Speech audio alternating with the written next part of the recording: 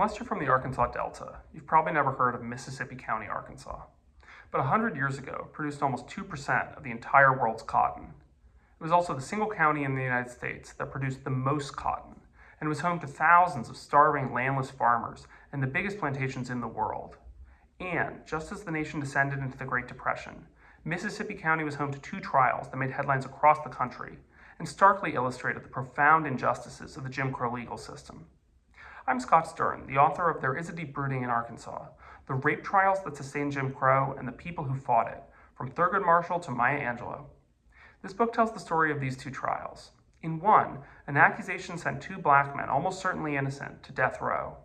The other was the case of two white men, almost certainly guilty, who were likewise sentenced to death, but who would ultimately face a very different fate.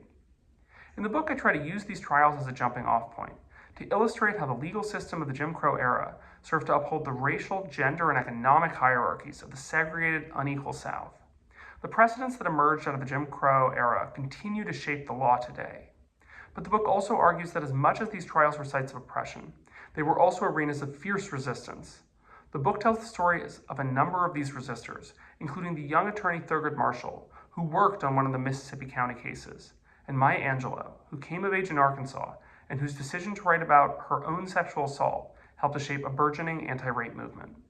There Is a Deep Brooding in Arkansas is now available wherever books are sold or from yalebooks.com.